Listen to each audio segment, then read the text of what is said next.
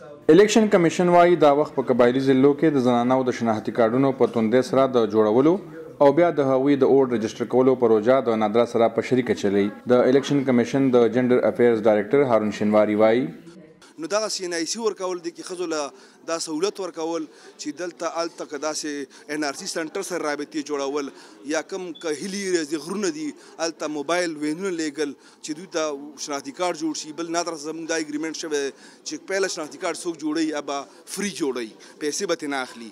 بل دا دی چې روزانه چې کوم ورکینګ اورز یې کار کوونکو ورځ هغه هم نادره الیکشن کمیشن په وینا باندې 1 غنټه زیاته کړله ځکه چې شناختی کارډ زیات د ښځو هغه شي او هفتې ورځ خالي ورځ چې کومه ده صرف د ښځو دپاره شوه. دا د الیکشن کمیشن او د نادره ترمنځ چې کوم اګریمنټ دی د لاندې دا په قبایلي سیمې مخکې په ټول پاکستان کې شوی. دا وخت الیکشن کمیشن د اوټ اچونکو نارینهو سره د زنانو د شمیر برابرولو لپاره یو شمیر پروژې هم چلی. په دې کې د مدني ټولنې تنظیمونه، د پوهنتونونو زده کوونکي او د ټولنې د بېلابېلو طبقو نه مدد اخیستل کیږي. آمنه دراني د مدني ټولنې یو فعاله ده. دا وایي زنانه چې څرنګه د ژوند په نورو برخو کې د خپلې خوښې، رایې او مرضۍ کولو اجازه نه لري، تاسې ورته په شناختی کارډ جوړولو او ووټ اچولو کې هم ډېر ټولنیز بندیزونه دي.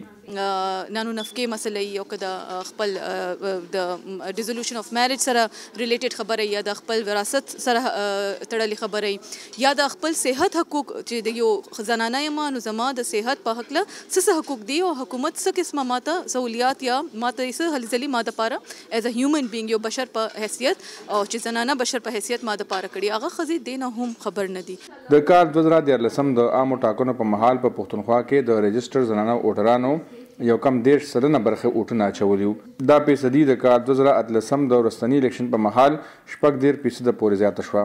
په داسې حال کې چې په پښتونخوا کې بلدیاتي انتخابات او د قبایلي ضلعو د 1400 صوبایي حلقو دپاره الیکشن رانږدې دي، د قبایلي زنانو شناختی کارډونه جوړول او بیا ورته د اوټ رجسټر کول هم بیداري غواړي او هم ډیر کار. د مدني ټولنې یو بله فعاله لیلا شاهنواز وایي خو ما څنګه ووایي چې یو خو دا مسله ده چې مایند سیټ دی چې د زنانو شمولیت ضروري نه دی، دویمه دا کوم چې سهولیات دي نو د هغې کمی دی، او بل دا چې داسې قوانین او داسې پالیسیانې جوړول چې دي نو هغه ضروري دي چې هغه زنانو ته تحفظ ورکړي یا د زنانو چې کوم حقوق دي نو هغې باندې عملي اقدامات وکړي شي. نو د هغې کمې دی قوانینونه جوړېږي خو هغه بیا په المارو کې پراته وي، د هغې ګراس روټ لیول کې چې کومې زنانه دي هغې ته معلومات نه وي نو هغې د هغې نه هغه څه فایده نشي اوچتولی. د زنانو او نارینهو ووټرانو ترمنځ د شمیر توپیر په کامي کچ هم زیات دی. د هیواد 18.7 میلیونه نارینه رجسټرډ ووټران دي، زنانه 40.7 میلیونه رجسټر ووټونه لري. دا 12 میلیونو نه زیات ووټونه نارینه په داسې حال کې لري چې د هیواد نیمایي آبادي د زنانو ده. د خپل همکار هاشم علي سره حمید الله وی ډیو نیوز پېښور.